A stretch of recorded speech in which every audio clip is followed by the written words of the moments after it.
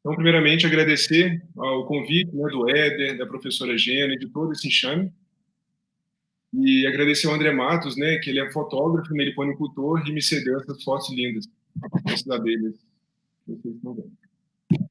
A minha doação vai ser direcionada para a Fundação João de Freitas, né, que é uma fundação aqui da minha cidade, Juiz de Fora, que abriga idosos em situação de vulnerabilidade ou risco social. Né? Então, 100% do dinheiro arrecadado com as doações de hoje serão direcionados para essa fundação. Bom, a Juliana Pérez, né, meliponicultora, ela me deixou um dever de casa, que foi a pergunta se leite e própolis juntos fazem mal. Eu acredito que seja a mesma situação do leite e da manga, né? Não existe comprovação nenhuma, isso existe uma história por conta disso, no período de escravidão, no caso da manga. No caso da própolis, não tem sentido nenhum essa pergunta, né? Não tem problema. Então, nós vamos falar de animais que necessitam de alimentação, né? Então, falamos do pasto, né? Então, qual é o pasto desses animais, né? Dessas abelhas, a gente especificamente está falando de abelhas sem ferrão. É esse aí dessa foto, né? De preferência uma mata nativa, flores, né? Então, assim, sabemos que, por exemplo, cerca de 75% das matas nativas dependem da sua sobrevivência desses animais. E se for falar de alimentos, cerca de um terço dos alimentos que consumimos dependem quase que diretamente da polinização das abelhas, e é uma atividade que deve ser estimulada para o bem do ser humano e do seu ecossistema. Diferente de uma produção de gado, por exemplo, que necessita de um pasto também, só que é uma atividade que gera um dano ecológico enorme, né? Então, a Juliana, de novo, comentou sobre isso, né? Será que causa dano esse tipo de atividade, no caso da meliponicultura? O dano, entre aspas, é esse aí que vocês veem na foto. Na verdade, é benefício, né? Diferente de uma desertificação, por exemplo, causada pelo gado, né? Para vocês terem uma ideia, cerca de 70% da área devastada da Mata Amazônia é por conta de gado, né? E, assim, é uma atividade que agride muito a natureza. Para vocês terem uma ideia, para cada quilo de carne produzida, é necessário cerca de 10 a 20 mil litros de água potável. Né? Então, assim, a gente sabe que a abelha precisa de néctar, por exemplo, né, como fonte de carboidrato, de pólen, por exemplo, como fonte de proteína, e precisa também de oxigênio, né? Não sei se vocês sabem, né, os experts que estão aqui com certeza sabem disso. A abelha respira oxigênio, só que ela não tem nariz, né? A respiração dela é pelo tórax. E cerca de 50% do oxigênio do nosso planeta Terra vem de algas. Não essas, mas a maioria são algas unicelulares. Né? Então, a importância desses seres também. É interessante, né, porque todos os professores que falaram esses dias, eles comentaram do engrandecimento em lidar com abelhas. Né? Então, a gente, quando vai estudar abelha, a gente não consegue focar apenas nesses animais. É necessário olhar, ampliar. Né? Então, o meliponicultor ou apicultor, ele vai olhar para a abelha, ele vai estudar o que faz bem para a abelha, ele vai chegar na flor, o que flor faz bem, que flor faz mal, né? Ele vai avaliar, por exemplo, a água da região, né? Isso vai influenciar também na qualidade do produto, até na saúde das abelhas deles. E um pedido que eu quero fazer para vocês, sem animosidade aqui com as apis, né? Ambas, abelhas sem ferrão nativas, abelhas com ferrão, apis mellifera, são todas da mesma família, família Apidae. E até trouxe uma frase aqui da Bíblia, vocês podem ler. Então, taxonomia. Né? Então, taxonomia é a parte da biologia que classifica e nomeia os seres vivos.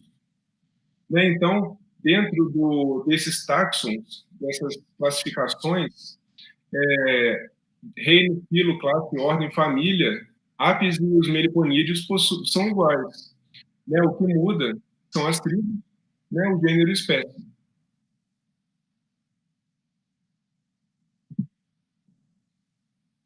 Então, eu coloquei a classificação aqui de um meliponicultor ou apicultor, né, pertencendo ao reino Animalia, como brincadeira da família Apidae. E aqui a Apis mellifera, por exemplo, a Madassaia. Né, vocês veem que as semelhanças são muito grandes. Então, assim, vocês vão notar que várias situações dessa apresentação, várias passagens dessa apresentação fazem menção ao Paulo Nogueira Neto, que traz reflexões muito sensatas, e ele fala essa questão da medicina popular. Né? Então, o que nós acreditamos? São produtos fantásticos, a medicina popular utiliza isso há muitos anos, há muito tempo, e que nem por isso exclui uma medicina convencional. Então, essa minha apresentação, por exemplo, não tem o intuito de fazer você abandonar o seu médico, o seu nutricionista e entrar de cara apenas nesses produtos apícolas. Sabe que são fantásticos e vocês vão ver um pouco mais sobre eles agora. Só que isso não exclui a necessidade de um profissional. E assim, nós temos muitas limitações. A maioria delas os estudos, a maioria deles que eu vou citar, são in vitro, são em animais, são pouquíssimos estudos em humanos, e por conta disso não são conclusivos. Mas são alimentos. Então, assim, com esses estudos que eu vou citar aqui, eu quero mostrar para vocês que existe um longo caminho ainda pela ciência, mas nós podemos utilizar esses alimentos como alimentos funcionais. Né? Então, podemos atribuir algumas qualidades a eles. Né? Esse é outro autor que eu gosto bastante, o Jerônimo Vilas-Boas. Né? Ele traz essa frase, né, das propriedades terapêuticas, também comentando a medicina popular e mostrando que, sim, gradativamente a ciência ela está começando assim, 0,001% a estudar. Como o Juliano bem falou ontem, é um mundo muito inexplorado. São muitas espécies de abelhas, são muitas espécies de fontes florais dos produtos que essas abelhas fazem. Então, é um mundo que vai se demorar muito tempo ainda para realmente se descortinar. Interessante dessa foto, né? Se a gente for observar o cerumen, então o cerumen é esse material que encapa o copinho, o potinho que a abelha coloca o mel. Né? A gente usa normalmente cerumen como cera de ouvido na medicina, né? Mas aqui para os meliponicultores cerumen é a junção de própolis e cera. Né? Interessante, né? Porque é uma das diferenças do potinho dos meliponídeos para a maioria, né? Tem exceções. Para o favo da Apis mellifera, que é a abelha que é mais conhecida. Né? O favo da Apis mellifera é feito de cera de abelha. No caso aqui, tem um pouquinho de própolis. Então, esse mel ele está em contato com cera e com própolis também. Bom, vamos falar de atividades antimicrobianas. O que são micróbios? Esse termo ele vem do século XIX e esse termo ele se refere a animais muito pequenininhos, né? São vírus, bactérias, fungos. E o que eu quero deixar bem claro aqui não é porque existe um micróbio que esse ser é ruim. Né? Então, por exemplo, vocês ouviram nas aulas aqui que o mel ele possui sim muitas bactérias e não achem isso muito estranho, porque nós, seres humanos, nós somos compostos, na maior parte, por micro-organismos. Nós possuímos apenas 43% de células. Né? O restante são micro-organismos, bactérias, fungos, vírus e outros seres. Né? Então, por exemplo, tem pessoas que falam, eu tenho nojo disso e tal, então tá, então você não vai beijar ninguém, porque o beijo ele sempre é coletivo, você não beija uma pessoa, você beija a pessoa e as bactérias, os fungos, os vírus dela. Né? Então assim, é importante esse estudo da microbiota dos produtos apícolas, lógico, né? Porque a constituição dele é disso também. Né? Então, vamos falar brevemente de vírus, né? De fungos, são vários fungos também. Eu vou falar de um fungo mais especificamente unicelular, que causa a micose de unha, né? Mas existem fungos que fazem, por exemplo, queijos, existem fungos que são utilizados para fazer antibióticos, então esse e os fungos que podem ser comestíveis, tóxicos, Enfim, então a gente vai começar falando de mel, né? Então, o pai da medicina, Hipócrates, ele recomendava o mel para todos os pacientes, né? E ele indicava o mel como um remédio universal. Agora, imaginem vocês, o doutor Hipócrates no consultório dele, todo paciente que saía, né, ele recebia uma indicação de mel. Acredito eu que, com certeza, ele não indicava para crianças menores de 3 anos. Isso eu vou explicar um pouquinho para vocês. Então, assim, são vários itens importantes, né, quando a gente procura um produto, com certeza, de boa qualidade. Né? Então, existe uma dificuldade hoje no nosso país, né, vários produtos industrializados, eles são permitidos por lei de conter no rótulo mel, mas na composição preparado de mel, que é muito longe de mel, que é, na verdade, açúcar, um xarope açucarado com gosto de mel. Um outro problema, e assim, para vocês terem ideia, a produção nacional desse preparado é igual ao do mel de aves. Agora, uma preocupação minha, daqui a pouco, será que vão ter produtos industrializados escrito mel de abelhas nativas e conter preparado de mel? Né? Então, isso é algo que as pessoas têm que ter consciência. Não é porque, por exemplo, um iogurte está escrito que tem mel, que ele vai ter mel. É estranho falar, né? Outro problema são os agrotóxicos. Né? Sabemos sim que são venenos que matam as abelhas, que contaminam nossos alimentos e nos contaminam também. Né? Então, por exemplo, um dos nossos amigos que falou em live em dias anteriores, comentou da perda de mais de 1.000 enxames de abelha jataí por conta de uma pulverização. Isso é um problema seríssimo. Né? Então, fica evidente para um meliponicultor que isso é grave, para um ser humano, às vezes, não, porque o problema não aparece, às vezes, igual na abelha, na hora. Aparece anos de contato com esse veneno. Isso é um problema muito sério. Então, quando a gente fala de mel, eu estou falando que eu preciso de um produto de boa procedência, boa manipulação. Eu vou esmiuçar mais esse termo, que é muito importante. E eu preciso de um produto isento de veneno também. Né? Lógico que é importante, porque eu estou falando de propriedades benéficas para o ser humano. Né? Então, uma propriedade que pode ser maléfica, ele está contaminado. Né? Então, na internet, vocês vão encontrar vários vídeos ensinando como descobrir se o mel é verdadeiro ou se o mel não é verdadeiro. Pessoal, mas isso é bobagem. Né? Então, por exemplo, eu vou falar um pouco de pasteurização. Eu acredito também que o mel pasteurizado é um mel morto. Então, não adianta, né? Aquilo ser mel não ser pasteurizado ou ser mal manuseado. Então, por exemplo, o meleiro é um ladrão. É um ladrão que chega na colmeia, rouba o mel e vende por aí, a preço de banana, às vezes. Né? Um camarada desse, ele não sabe lidar com higiene com esse produto. Né? Ele vai pegar, vai às vezes pegar uma faca enferrujada, vai, a mão que vai na terra, ele vai mexer nesses produtos e vai vender.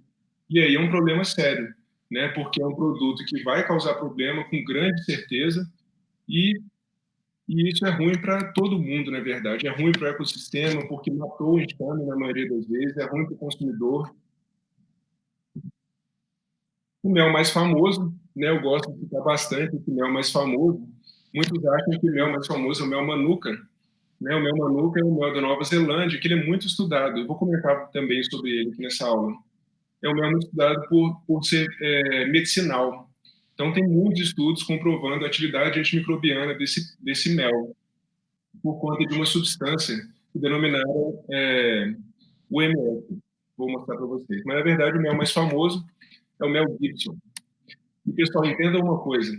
Não é porque o mel é famoso, por exemplo, na manuka ou própolis. Não é porque a própolis verde, por exemplo, é a mais famosa que ela é melhor.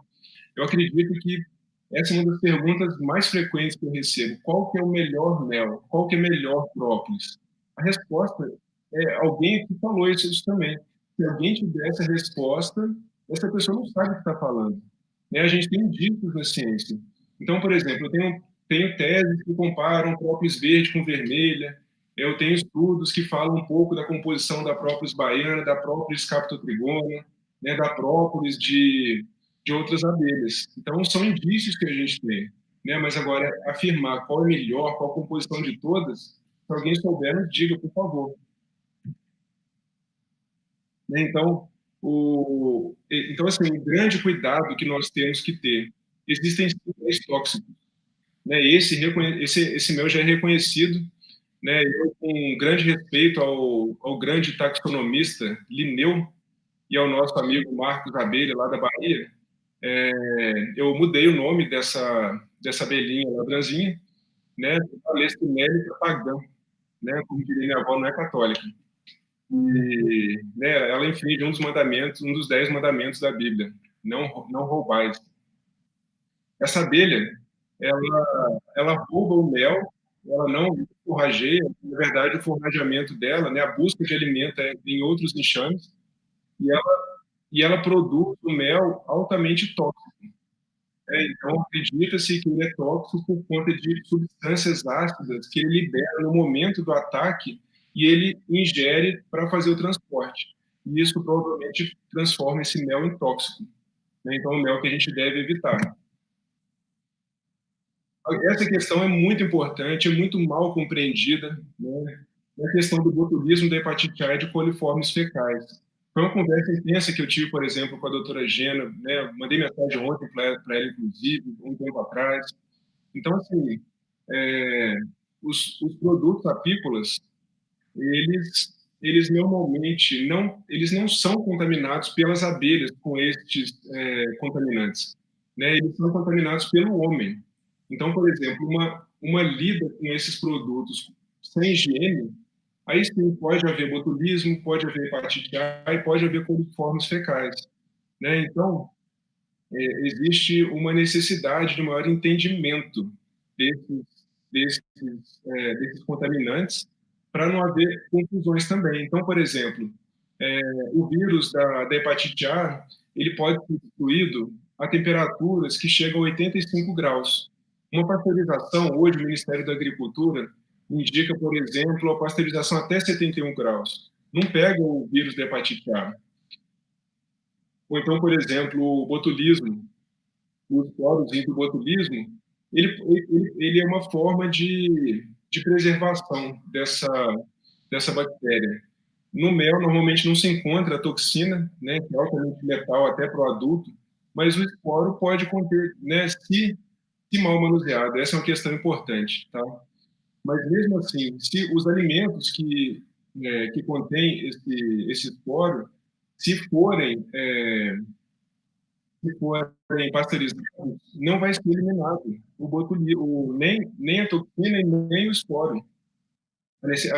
As temperaturas necessárias para desnaturar tanto essa toxina quanto o esporo são muito mais altas do que a pasteurização convencional, que chega até 70 graus.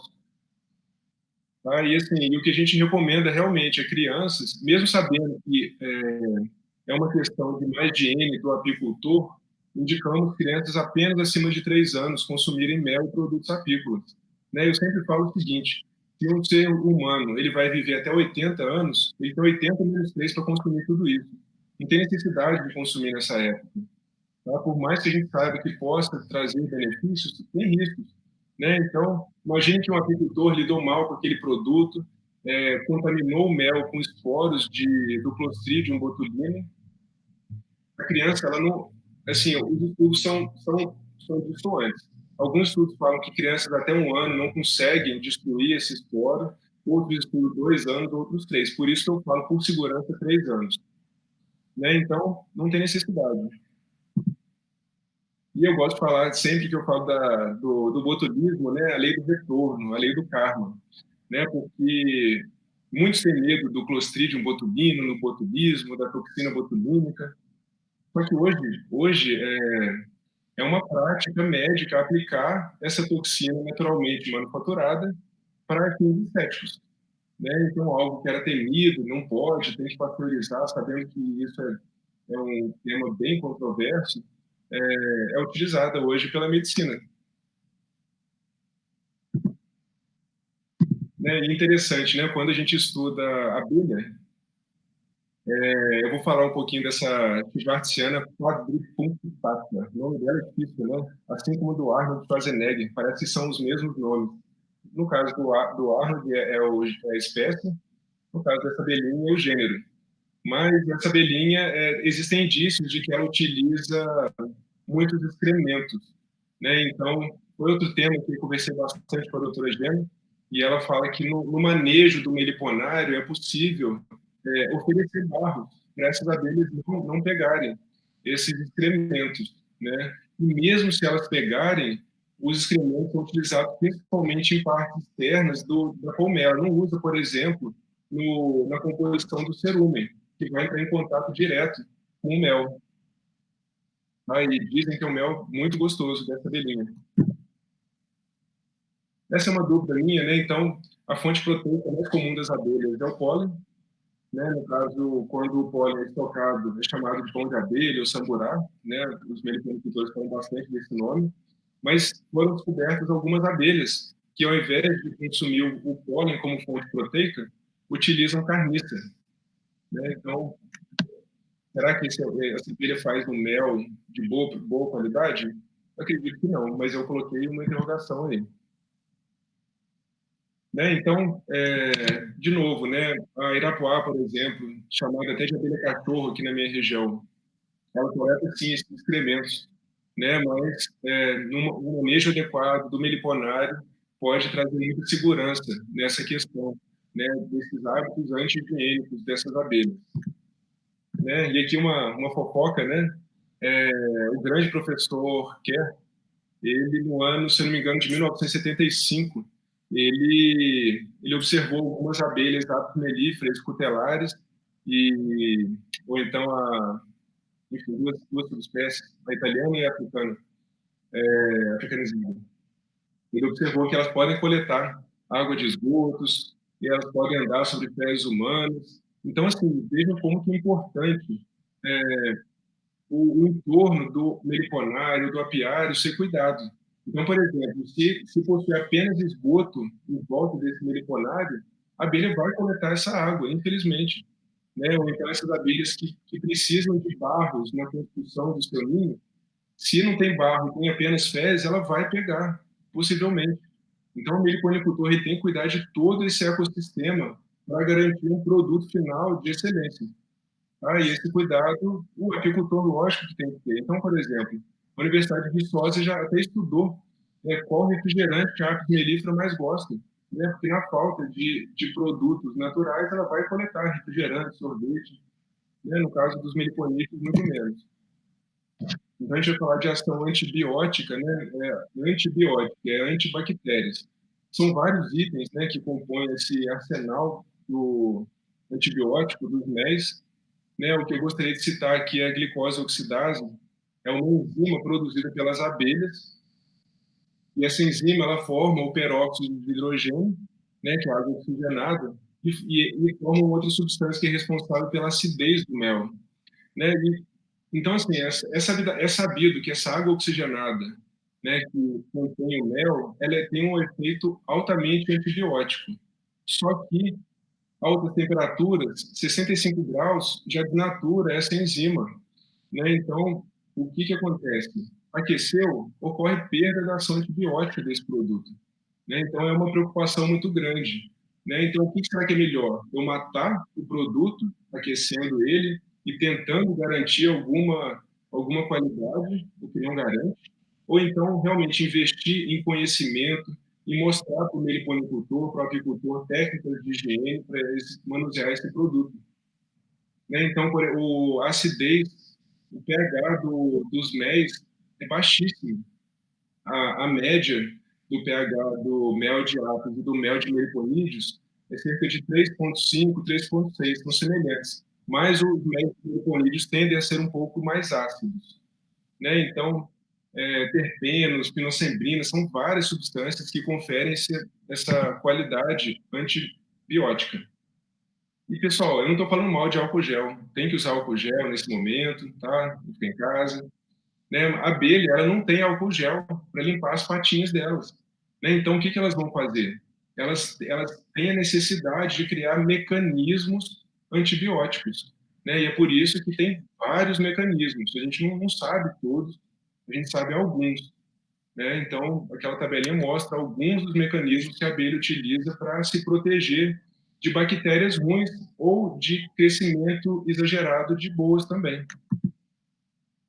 né? O mel ele é altamente sensível à luz, né? A gente fala de fotooxidação, né? Então, o mel deveria estar guardado em um potinho âmbar, igual de remédio, aquele vidrinho escuro, marronzinho, né? A gente não vê isso normalmente. Eu só vi um mel na Alemanha que contém um potinho âmbar. Para quê? Para proteger esse produto. Então, assim, por mais conhecimento que hoje o homem, o cientista, possa ter sobre esse produto, ele nunca vai ultrapassar o conhecimento inato das abelhas, né? Eu brinco que a maior especialista em mel, em própolis, em tudo isso do mundo são as abelhas. E se queremos aprender um pouco sobre esses produtos, nós precisamos observar como a abelha lida com eles. Então, por exemplo, a abelha coloca o mel no sol? Não coloca, né? A abelha normalmente coloca esse mel no escuro. Então, o mel ele tem que ser garantido de excesso de luminosidade ou até de luminosidade e inativação de várias substâncias pelo calor. Então, assim, eu falei de enzimas, mas eu não citei, por exemplo, algumas vitaminas. Por exemplo, alguns méis possuem níveis de vitamina C um pouco maiores, mas se eu aquecer, acabou a vitamina C, né? Desnaturação de enzimas, formação de produtos tóxicos como hidroximetilfurfural, né? Então, são vários malefícios aquecer esse produto.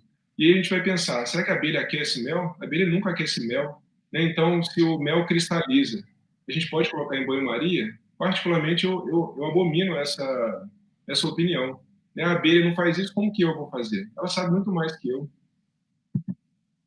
né? Então, na minha opinião, pasteurização é a morte do produto, né? Eu acredito que tem uma situação em que pode ser benéfica a pasteurização, né? Que seria pasteurizar o vidro, né? Aquecer o vidro para colocar, sim, esse produto fantástico lá dentro, né? Só isso. Né? E olha só que interessante, esse estudo foi feito com mel de apis, mas com certeza esse efeito ele deve, se for investigado, deve ser achado nos méis dos meliponídeos.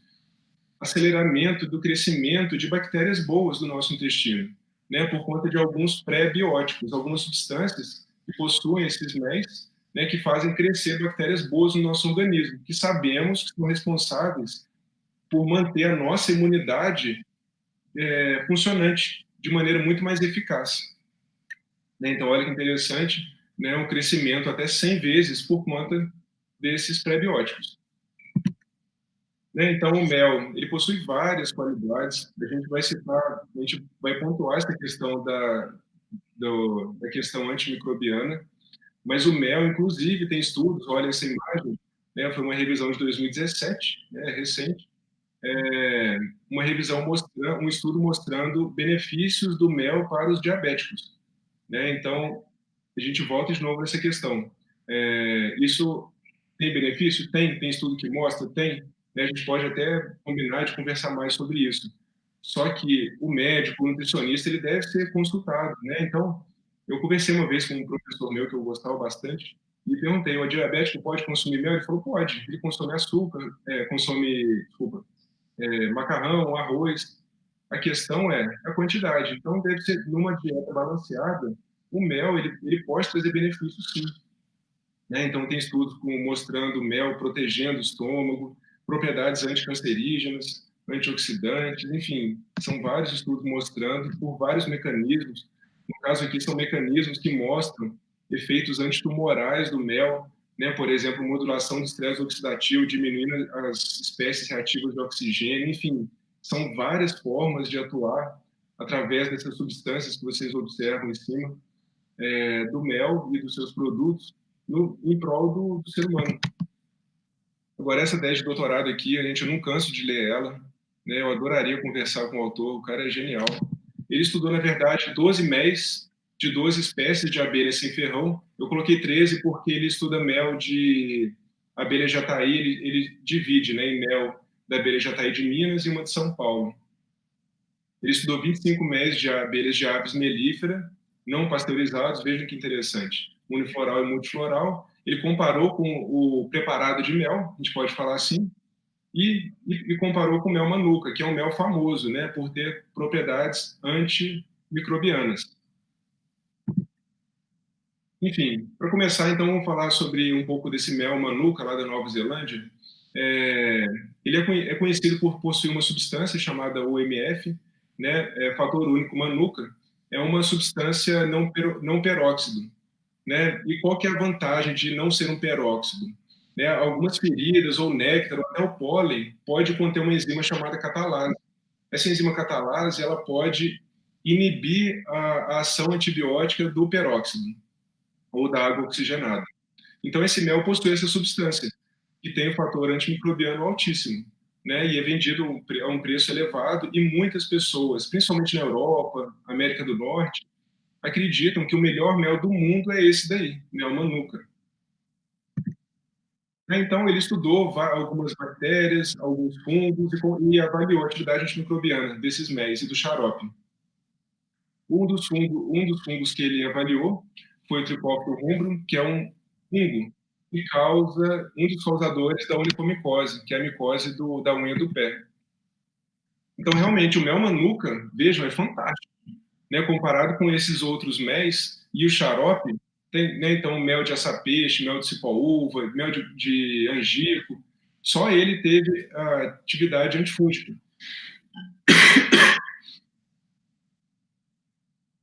Só ele teve atividade antifúngica. Então, realmente, o mel manuka, a propaganda está certa. Agora, ele foi bem espertinho, esse autor. Ele colocou mel de abelha sem ferrão. E aí o que aconteceu? Aí foi surpresa. Ele, no caso desse Trichophyllus rubrum, que é esse funguinho que pode causar micose de unha, a atividade antifúngica dos méis da abelha canudo e da borá foi muito superior à atividade antifúngica do mel manuka, muito superior. Vejam nesse quadrinho, né? Alguns méis de algumas abelhas não teve atividade nenhuma e, como sempre, o xarope não teve atividade nenhuma. Né? Então, aqui, se vocês olharem no início da tabela, tem TA1 e TA2. O TA1 é o mel da Jataí, só que TA1 é lá de São Paulo, TA2 é de Minas. E então, o mel de Jataí, como se esperado, com certeza foi muito melhor que o mel lá de São Paulo. Né? A gente é uma brincadeira, né? Mas assim, isso depende da florada, né? Depende do enxame também, depende da sazonalidade, né? Então são vários fatores, né? Mas com certeza está em Minas, é importante. Então, por exemplo, o famoso coliforme fecal, Escherichia coli, né? Ele testou vários méis de Apis mellifera e realmente o mel manuka, comparado aos méis de Apis mellifera, ele é superior. Só que colocou mel de abelha sem ferrão, coitado. Né? O mel da miringuaçu, da iraí, olha só, já despontando aí um efeito muito maior como antibiótico, comparado ao mel manuka e ao xarope também. Pessoal, voltando, esse estudo foi feito in vitro, tá? Não foi feito em humano. Então, uma grande ideia seria, já que o mel manuka possui o UMF, né, que é o Unique Factor Manuka, por que não inventarmos um fator não peróxido das abelhas sem ferrão? Se a gente for traduzir para o inglês, USLBF, Unique Stingless Bee Factor. Né? Seria uma boa opção, um bom marketing. Né? E interessante, né? Porque para muitos as punks, o pasto apícola é mato. Né? Para nós, são plantas importantes. E veja esses dados que interessantíssimos. 195 mil espécies de plantas comestíveis contém aqui no nosso planeta. Só que nós utilizamos cerca de 300, que corresponde a menor que 0,1. E apenas 17 delas correspondem a 90%. Então, assim, a gente tem uma diversidade enorme, mas olha como é que a gente é restrito. É a mesma coisa quando a gente fala de mel. Né? Então, muitos conhecem mel manuka, ou querem, isso é muito comum na Europa, querem consumir mel manuka. Mas aqui a gente tem essa diversidade enorme nessa faixa toda do mundo, né? Nessa faixa tropical e subtropical, dessas abelhas sem ferrão, que podem e fazem produtos com potencialidades terapêuticas enormes, ou com sabores, aromas fantásticos. Né? Então, esse foi o tema do mel. A gente vai entrar um pouco na própolis. Então, o que é própolis para Aristóteles? Olha só, se considera as abelhas uma colmeia vazia em um ar puro, elas coletam as lágrimas que saem das árvores, as quais são resinas de vários tipos de vegetações, para construir a sua colmeia. Então, isso é própolis para Aristóteles. Né? Então, eu tenho que desnobar um pouquinho aqui. Né? Então, essa é a doutora Vassaya Bankova, da Bulgária. Né? Eu tive a grande honra de fazer uma palestra com ela na Alemanha. Ela é pesquisadora de produtos apícolas, principalmente própolis, de meliponídeos e de apis também. Né? E agora o Chique Nativa, né? A doutora Gêmea, sou fãzíssimo dela. Professor Spencer, né? Um grande mestre. Chique também, né? Então, esse enxame todo, né? São pessoas fantásticas que realmente estão em contato com esses animais. E a gente aprende muito com as abelhas, com esses seres humanos maravilhosos. Né? E quando a gente vai falar de própolis, não importa a origem, sendo apis ou meliponídeo. Existem várias formas de extração. Existe a forma de extração no álcool, na água, em fluido supercrítico, em propileno glicol, né? Mas as mais comuns são a própolis extraída em álcool e própolis extraída em água. Então, assim, quem que pensa muito em própolis extraída em água? São os pais de crianças, né, pequenas e os donos de pets. Essas pessoas não querem oferecer, e com razão, álcool para suas crianças. Só que o que acontece? A solução própolis aquosa, ela é altamente instável. E por ser instável, existe a necessidade de se adicionar conservantes, né? Conservantes parabenos, e na maioria das vezes, essas substâncias, elas podem ser sim tóxicas, podem atrapalhar inclusive a fertilidade, tem poder cancerígeno. Então, o que a gente indica? Consumir apenas própolis alcoólica, ou se quiser alguns extratos encapsulados, tudo bem, mas extrato de própolis aquosa, os que eu conheço particularmente possuem conservantes, isso a gente deve evitar. Né? Então, para os pets, para as crianças, faz o quê? Ou manda colocar nas farmácias de manipulação, pedir colocar em glóbulo, ou comprar produtos prontos, né, em cápsula, ou pingar no copo, esperar 15, 20 minutos, uma parte do álcool é evaporada. Né? Então, a própolis possui várias atividades importantes para o ser humano. Né? Então, tudo isso é bem mostrado, né, em alguns estudos. Né? A propriedade anti-câncer é muito estudada. Então, assim, dos produtos apícolas, pessoal, são mais de 17 produtos apícolas. Né? Desde larvas, desde o cheiro da colmeia pode ser utilizado, né? O mel, pólen, própolis, samburá. A própolis é a mais estudada de todas elas, sendo que das própolis, a verde, aqui do sudeste brasileiro, é a mais estudada. Mas é importante, não é porque ela é mais estudada, é porque ela é melhor. Ela é mais estudada, apenas isso. Se me perguntarem, por exemplo, própolis de jataí, própolis de verde, qual é melhor? Não sei, não tem estudo para responder. Né? E a própolis, ela tem essa possibilidade eu chamo de mira laser. Né? Ela tem uma atividade antimicrobiana seletiva a alguns patógenos do ser humano. Né? Então, por exemplo, a nossa boca é lotada de bactérias, fungos, vírus. A própria já tem a capacidade, por exemplo, de matar especificamente algumas bactérias que causam cárie, né? Ou que causam periodontite, né, que inclusive tem relação entre essas doenças periodontais e alguns tipos de câncer. Então a gente pode, então, essa é uma pergunta que esses estudos deixam, né? Será que a própolis então previne esses tipos de câncer? Então, assim, eu não quero aqui afirmar nada, eu quero deixar você com muita dúvida. É o que acontece quando a gente começa a aprofundar nesse tema fantástico, nesses produtos fantásticos.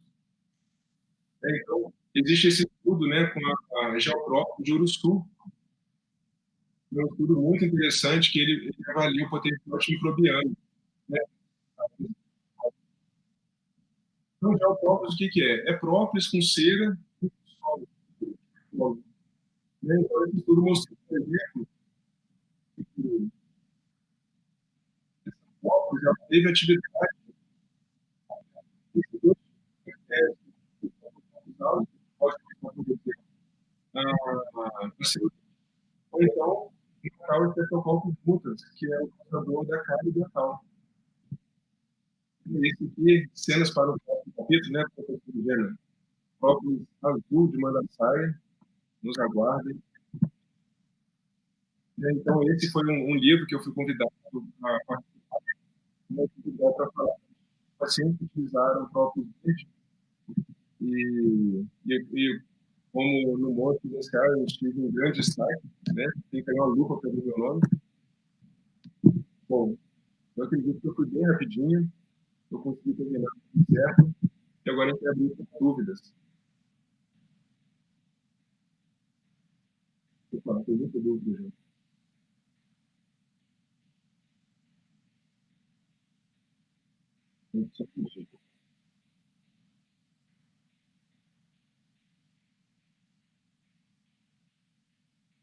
Mais alto, pode, vamos dizer, perguntas.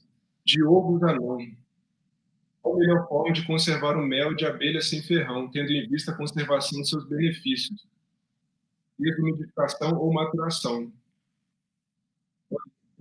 Realmente eu estudei todas as formas de manutenção desses méis, né, até para tentar manter uma flora desse produto. O melhor mel, potencialmente, é o mel maturado. Né? Por exemplo, a Juliana comentou ontem algo que eu não sabia que poderia ser possível, que ela falou de um mel de Mandaçaia que já tem 2 anos e não completou a maturação. Né? Mas, de maneira geral, a maturação ela é o melhor processo. Mas tudo tem que ser avaliado. Existe um outro processo, por exemplo, que é o de refrigeração. Só que, como foi comentado, o custo desse empreendimento ele sobe bastante. Arístides Paterno. Qual a dosagem de própolis para o consumo humano? A gente não sabe qual que é a dosagem que deve ser consumida. Não tem estudo falando tome isso e tenha esse resultado. Né? Mas alguns estudos mostram, e a nossa prática mostra isso também, que pequenas dosagens já trazem bons resultados. Né? Então, depende, tudo isso vai depender da concentração do produto, vai depender do período que queremos consumir esse produto. Né? Então, por exemplo, eu consumo diariamente 5 gotas de própolis das mais variadas possíveis. Eu tenho aqui em casa própolis de mandaçaia, própolis vermelha, própolis baiana, verde também, e cada dia eu vou consumir uma. Né? Eu acho que é interessante variar.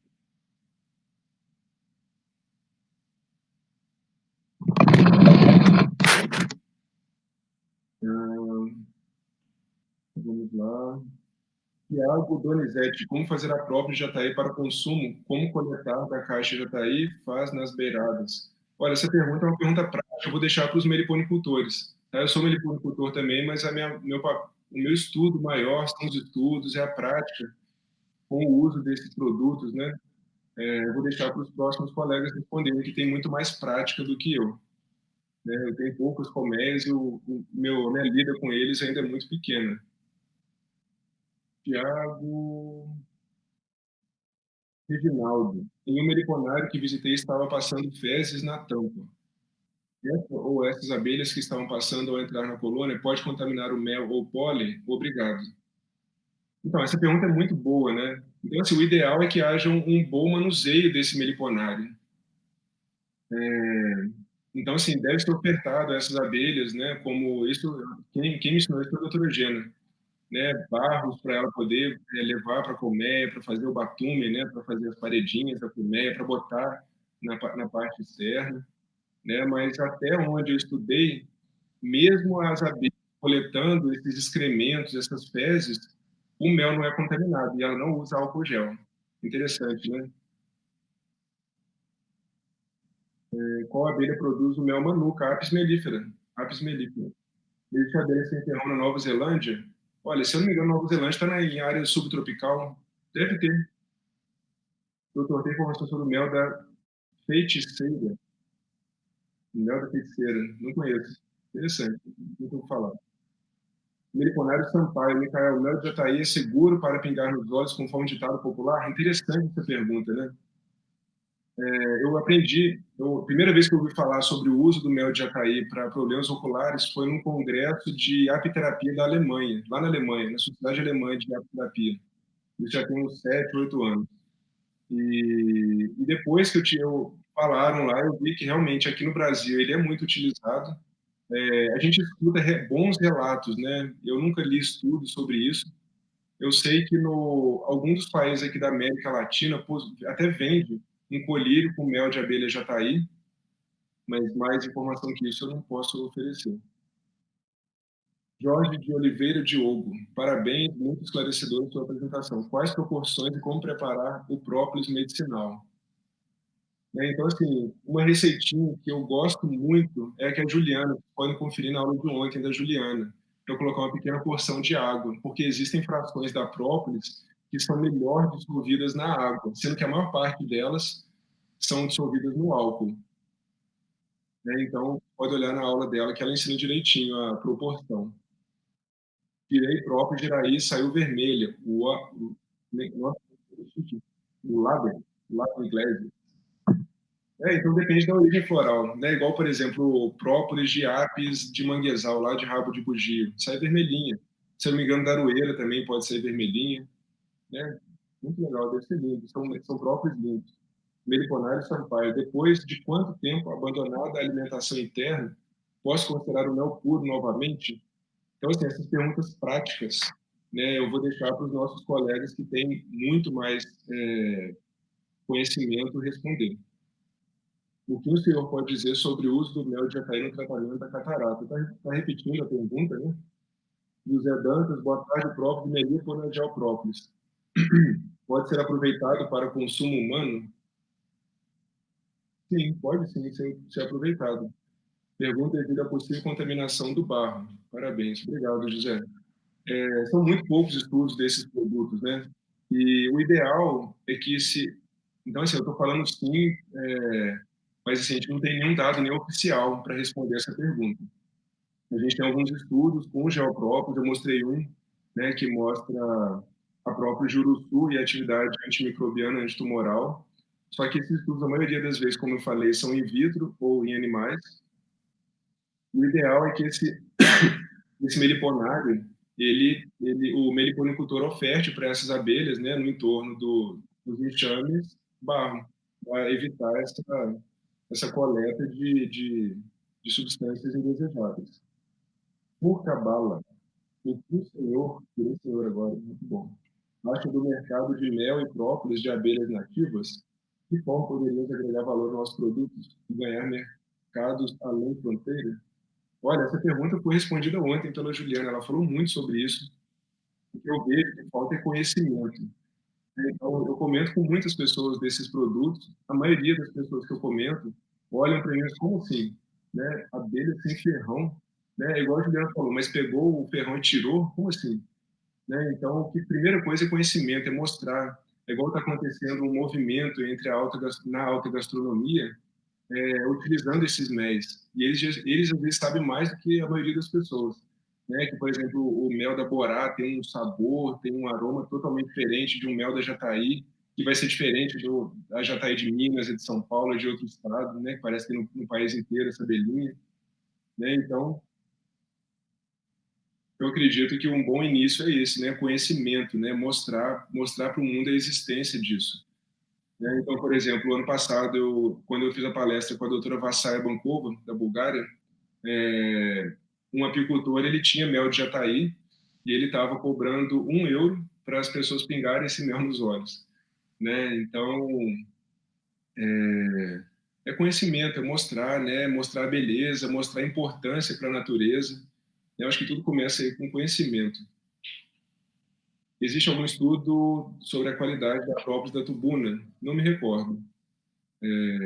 Girando com Jéssica Ferreira. Boa noite, pergunta. Tem como distinguir o mel verdadeiro de um falso em uma prateleira de mercado? Olha, essa pergunta eu respondi na minha apresentação e é uma pergunta muito boa, é uma pergunta frequente. Não existe, não existe maneira eficaz de avaliar. Tudo bem, porque assim, avaliar só se é mel ou não é, isso é muito raso. É igual avaliar se é ser humano ou não é, isso não fala nada da índole. Né? Então, o mel, para ter boa qualidade, para ter um bom aroma, por exemplo, ele deveria ser cru, é importante avaliar o entorno desse enxame. Então, assim, são vários itens, além de ser mel verdadeiro ou não. Isso não é o mais importante. Isso é importante, mas não é o único item importante. O Birajara Inácio, doutor Micael, o papel do pólen na saúde. Ó, tem mel e própolis, mas tudo bem. O pólen, como a gente falou, é uma fonte proteica, né? É considerado um dos alimentos mais completos. E, no caso, quando a gente estuda meliponídeo, a gente fala do pão de abelha, é um alimento que ainda possui pré e probióticos, né? Então, com certeza, atua bem na flora intestinal e é um alimento rico em proteínas. Né? Existem alguns estudos, por exemplo, mostrando benefício na hiperplasia benigna de próstata do pólen. Né? É um super alimento que a gente pode consumir. Danilo Jack, excelente palestra, doutor. Um grande abraço da equipe Muda Moca. Obrigado, Danilo. Um grande abraço. Keren Abreu, obrigado por compartilhar conhecimento. Aprendi bastante hoje. Recomendo algum mel, alguma marca na Europa? Tem vários, né? Então, assim, no mundo inteiro existem empresas, indústrias fantásticas. No Brasil não é diferente, existem indústrias fantásticas. Mas a minha paixão são os pequenos apicultores. Né? Então, na Europa, eu conheço vários pequenos apicultores. Né? Então, eu até comentei há poucos dias no Instagram, eu achava que o mel que eu mais gostava era um mel de primavera do norte da Alemanha de Apis mellifera. Para mim, aquele era o melhor mel. Ele tem uma cor aperolada, um aroma, um sabor delicioso, uma cristalização pastosa. E eu descobri que o mel que eu mais gosto é o mel de uruçu amarela. Né? A região, não me recordo agora. Né? Então, eu indico você procurar apicultores lá na Europa. Se precisar de indicação, eu conheço vários. Na Lituânia, na Alemanha, na Suíça, na Eslovênia, eu já visitei apiários dinâmicos fantásticos. Né? Eu posso indicar.